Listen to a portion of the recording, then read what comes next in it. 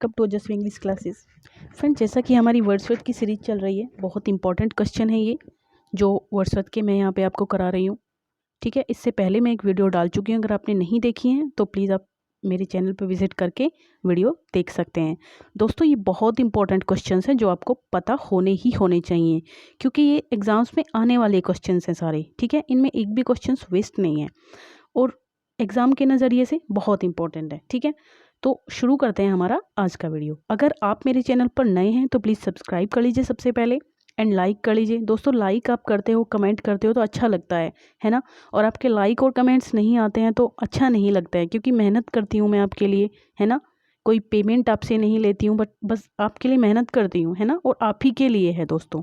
ठीक है, तो चलिए स्टार्ट करते हैं। और लाइक कर लीजिए प्लीज़, और कमेंट करिए किया कीजिए जैसा भी आपको लगता है। ठीक है, चलिए शुरू करते हैं दोस्तों। 21 हमारा क्वेश्चन है, what is the sub title of prelude. Prelude का सब टाइटल क्या है, मतलब प्रील्यूड को और क्या कहते हैं। The growth of a poets brain कहते हैं, the growth of a poets intellect, the growth of poets mind. बताइए दोस्तों, कौन सा होगा इसमें, कौन सा ऑप्शन सही होगा। तो इसमें आपका हो जाएगा ऑप्शन सी, है ना, the growth of poets mind, इसमें राइट आंसर है। चलिए आगे।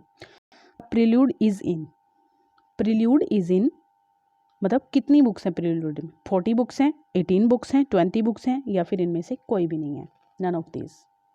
बताइए फ्रेंड्स, कौन सा इसमें सही होगा। देखिए 14 बुक्स हैं दोस्तों प्रील्यूड के अंदर। ठीक है, ये आपको याद रखना है।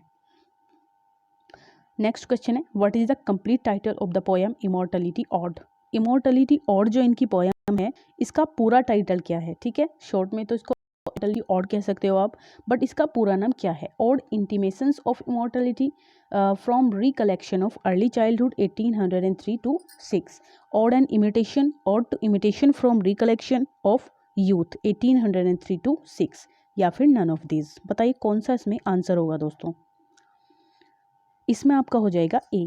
ठीक है, ए इसमें आपका सही आंसर हो जाएगा बिल्कुल, कि odd intimations of immortality from recollection of early childhood 1803 to 6। ठीक है, ये आपका राइट हो जाएगा।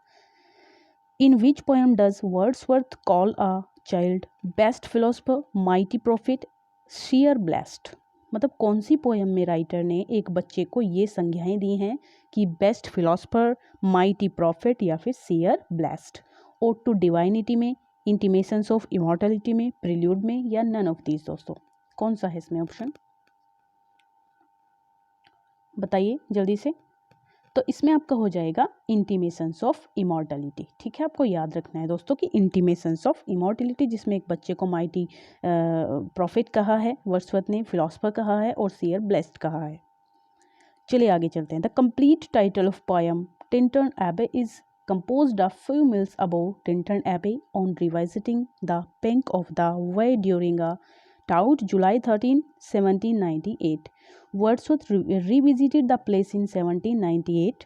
When did he visit Tintern Abbey first? ठीक है, इसमें कहा गया है, रिविजिट तो दी है इसमें 1798, जब हमारा ये आया था, इनका लिरिकल बैलेट्स आया था दोस्तों 1798 में। तो इसी दौरान ये सेकंड विजिट थी, लेकिन सबसे पहले वो कब विजिट की थी उन्होंने, टिंटन एबे से। ठीक है, 1793 में, 1794 में, 1795 में, या फिर नन ऑफ दीज। कौन सा होगा इसमें। तो इसमें दोस्तों आपका हो जाएगा 1793। सबसे पहले वो 1793 में टिंटन एबे को विजिट किया था उन्होंने, और उसके बाद रिविजिट किया था 1798 में, जब लिरिकल बैलेट्स आया था। लिरिकल बैलेट्स क्या था दोस्तों, इसमें टोटल 19 पोएम तो हमारे वर्ड्सवर्थ की थी, और 4 पोएम एसटी कॉलेज का ये एक कलेक्शन था पोएम्स का। ठीक है, चलिए आगे। I wandered lonely as cloud whose line is this. ये किसकी लाइन है, I wandered lonely as cloud. Shelley की, मिल्टन की, शेक्सपियर की, या वर्ड्सवर्थ की। सीधी सी बात है दोस्तों, बहुत ये इंपॉर्टेंट पोएम है और ये आपको पता होनी चाहिए बिल्कुल। तो आ सकती है ये, तो ये हो जाएगा हमारा वर्ड्सवर्थ। ठीक है, चलिए दोस्तों, डी ऑप्शन इसमें हो जाएगा।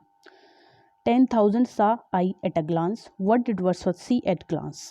ठीक है, 10,000 saw I at a glance, एक ही नज़र में मैंने 10,000 को देखा। तो व्हाट डिड वर्ड्सवर्थ सी, क्या देखा उन्होंने 10,000, बताइए। Solitary reaper, to Lucy, to daffodils या फिर नन ऑफ दिस। मतलब इनमें से क्या देखा उन्होंने एक ही ग्लैंस में, एक ही नज़र में। डेफोडिल्स दोस्तों है ना, डेफोडिल्स फ्लावर्स को उन्होंने एक ही नज़र में कम से कम 10,000 फ्लावर्स को लहराते हुए देखा। तो ये डेफोडिल्स पोएम की ही लाइन है। Proteus is a Greek sea god who can assume different shapes, ठीक है। ये प्रोटेस जो है वो एक ग्रीक सी गॉड है, समुद्र का देवता है ये, जो अलग अलग से डिफरेंट शेप्स ले सकता है। The other Greek sea god is Triton, और दूसरा जो सी गॉड है वो ट्रिटोन है, हु राइज विद द कंच विच ही ब्लॉज इन ऑर्डर टू काम द वेव्स, ठीक है। वो वेव्स को शांत करता है, उसको शांत करने के लिए आता है वो। तो where do this god appear in Wordsworth, तो वर्ड्सवर्थ की कौन सी पोएम में ये दोनों जो गॉड्स हैं वो अपीयर होते हैं, ये बताना है आपको। The word is too much with us, daffodils, solitary reaper या नन ऑफ दीज, बताइए दोस्तों। तो इसमें आपका हो जाएगा the word is too much with us. चलिए next, the sea that bears her bosom to the moon, the sea that bears her bosom to the moon, this line is, कहाँ मिलती है ये लाइन आपको। और दोस्तों बहुत इंपॉर्टेंट है, याद रखना है आपको। तो ये लाइन आपको मिलती है the world is too much with अस में, डेफोडिल्स में, सॉलिटरी रीपर में, नन ऑफ दीज। कौन सा होगा इसमें, तो इसमें आपका आंसर हो जाएगा दोस्तों A, the world is too much with us, A आपका सही आंसर हो जाएगा। The lines that Shakespeare spake, the faith and moral hold which Milton had appear in, बताइए दोस्तों। ये lines that Shakespeare spake, the faith and moral hold which Milton had held appear in. It is not to be thought of that flood, ये एक sonnet है to Milton में या फिर Tintern एबे में, बताइए दोस्तों जल्दी से। तो इसमें आपका ए हो जाएगा, it is not to be true of that flood, sonnet है ये एक। The name of the cottage of Michael, Michael की जो कॉटेज थी उसका क्या नाम था, द लाइट स्टार था, द मॉर्निंग स्टार था, द इवनिंग स्टार था, या इनमें से कोई भी नहीं, बताइए। 31 का आंसर हो जाएगा आपका option C, the evening star, ठीक है। Like a brook that did but cross a lonely road and knew, seen, heard and felt and caught at every turn, companion never lost through a many league, maintained for me a saving intercourse with my true self. तो these lines are from the prelude, ये prelude की lines हैं, तो book X की है ना, 10 books की। तो here he tells the influence of, यहाँ पर किसका influence ये बताते हैं, his अपनी मदर का, अपनी वाइफ का, अपनी सिस्टर का, या फिर इनमें से कोई भी नहीं। 32 में का आंसर हो जाएगा आपका option number C, his sister. दोस्तों अपनी सिस्टर से बहुत ज़्यादा वो प्रेम करते थे, बहुत हेल्प सिस्टर उनकी करती थी उनकी पोएम्स में, है ना। तो बहुत ज़्यादा मतलब वो एक दूसरे से अटैच थे, वर्ड्सवर्थ और उनकी बहन। The moon doth with delight look round her when the heavens are bare, who do this line appear, where do, okay, कहाँ पर अपीयर होती है ये लाइन। The moon doth with delight look round her when the heavens are bare, immortality odd, Tintin Abbey, daffodils, none of these, बताइए जल्दी से। तो इसमें आपका हो जाएगा immortality odd, option A. We are passed by heavy laws, where does this line appear, we are passed by heavy laws, ये line कहाँ पर appear होती है, the fountain, the solitary reaper, to Milton, none of these, जल्दी से बताइए इसका answer. तो 34 का आंसर हो जाएगा दोस्तों आपका A, option A, the fountain में ये लाइन है दोस्तों कि we are passed by heavy laws where do this line appear, okay. तो the first line of prelude, prelude की जो सबसे पहली लाइन है वो क्या है दोस्तों, ये बताना है आपको। Oh there is blessing of gentle breeze, I wonder lonely as cloud, my heart as is Milton, बताइए दोस्तों कौन सी है इनमें से। तो इसका आंसर हो जाएगा आपका ऑप्शन ए, ठीक है। O there is blessing in this gentle breeze, ये आपका आंसर हो जाएगा। I wonder lonely as cloud, daffodil. चलिए आगे। It was an act of state and troubled pleasure, this is about an episode in prelude, ये कौन से episode के बारे में बात हो रही है कि it was an act of stealth, ये एक स्टेल्थ का एक्ट है। एंड ट्रबल्ड प्लेजर है, ठीक है, ट्रबल भी है इसमें लेकिन आनंद भी है। ऐसा कौन सा एक्ट है, कौन सा एपिसोड है प्रीलूड के अंदर? बोटिंग एपिसोड है, रिवर एपिसोड है, रिंग एपिसोड है, या फिर इनमें से कोई भी नहीं? बताइए जल्दी से।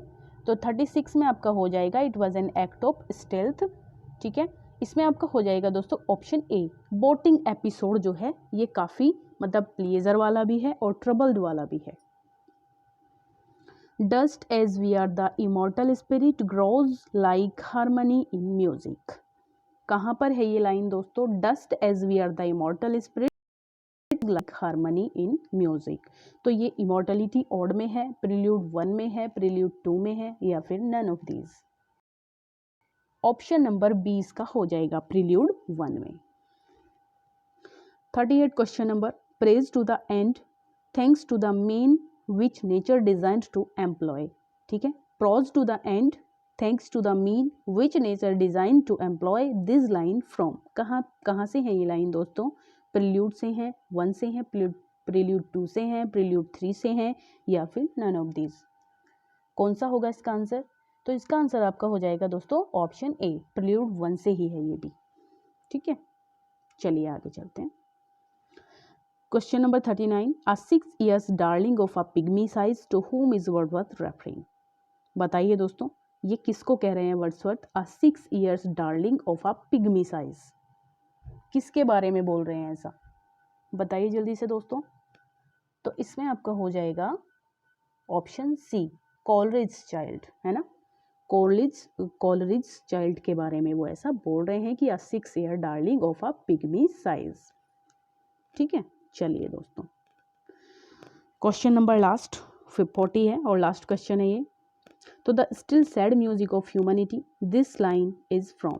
The still sad music of humanity this line is from. कहाँ से है ये लाइन? टिंटन एबे से है, प्रील्यूड से है, इमॉर्टलिटी, ठीक है, और से है। कहाँ से है दोस्तों ये? The still sad music of humanity, बताइए जल्दी से। तो इसका आंसर हो जाएगा आपका ऑप्शन ए, टिंटन एबे से ये लाइन है दोस्तों, ठीक है।